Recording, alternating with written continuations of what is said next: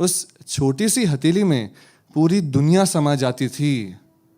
मेरी एक पुकार सुन के माँ भागी भागी आती थी, भागी भागी आती थी। एक बार तालियां उठाइए सिद्धार्थ। एक बार हमारे होस्ट के लिए जोरदार तालियां होनी चाहिए। मेरा मानना है जो बाकियों के लिए तालियां बढ़वाते हैं उनके लिए तो जोरदार तालियां होनी चाहिए। और hello everyone, I can not see your hands waving at me. Hello everyone, यह हुई ना बात, बढ़िया। तो मेरा नाम सिद्धार्थ जैन है। I am from the city of lakes Bhopal.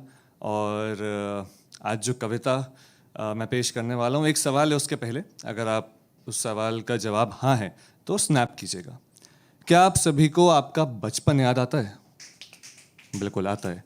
तो ये कविता आपको आपके बचपन में वापस ले जाएगी। और क्योंकि मुंबई में हैबिटेट में ये मेरा पहला परफॉर्मेंस है तो मैं शुक्रिया, तो मैं फाइनली 10 बार कमेंट करने के बाद और थोड़ी बहुत हेल्प के बाद तो क्योंकि ये पहला परफॉर्मेंस, तो मैं शुरुआत से ही शुरू करूंगा। एक कविता जो मैंने 4-5 साल पहले लिखी थी, जब कविताएं लिखना चालू किया था। तो आप सोचिए कि एक बच्चे ने ही ये कविता लिखी है, क्योंकि आप सभी को बचपन में वापस ले जाएंगे। कविता का शीर्षक है बचपन का सफ़र। शुरू करते हैं। मैं शायद भूल गया हूँ किससे बचपन का जो हिस्सा थे, यादों का वो कमरा अब बेबस ख्यालात बुनता है। सोचता है वापस याद करूं, उन लम्हों की फरियाद करूं, वो बचपन के लम्हे जब हम छोटे बच्चे थे, दिल के बहुत ही सच्चे थे। छोटी सी साइकिल पर हम पूरा मोहल्ला घुमाते थे। साइकिल चले ना सबने? छोटी सी साइकिल पर हम पूरा मोहल्ला घुमाते थे, एक चॉकलेट का नाम सुन के भागे भागे आते थे। उस 1 रुपए की चॉकलेट में अब खुशियां नहीं है खरीदी जाती। उस 1 रुपए की चॉकलेट में अब खुशियां नहीं है खरीदी जाती। जंग लगी वो साइकिल कोने में पड़े पड़े है सो जाती, पड़े पड़े है सो जाती।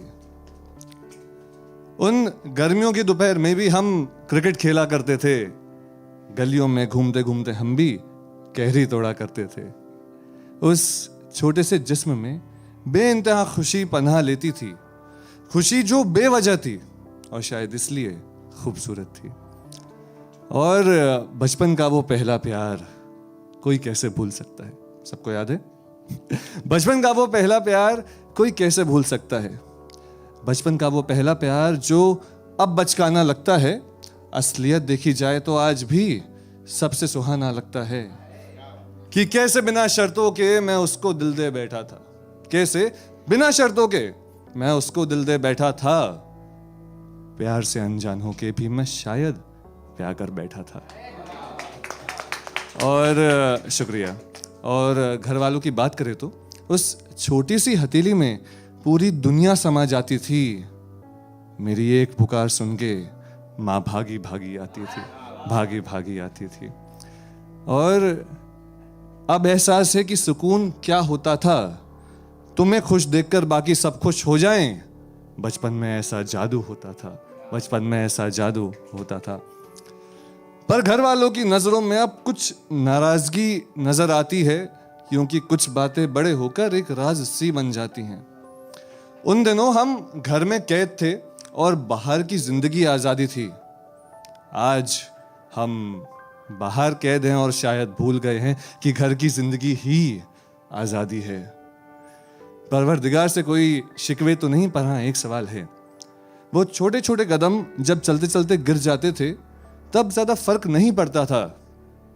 आज जब हम घर वालों की उम्मीदों से गिरते हैं तो दिल में गहरे जख्म क्यों पड़ जाते हैं, क्यों पड़ जाते हैं, क्यों पड़ जाते हैं। शुक्रिया। Thank you so much everyone.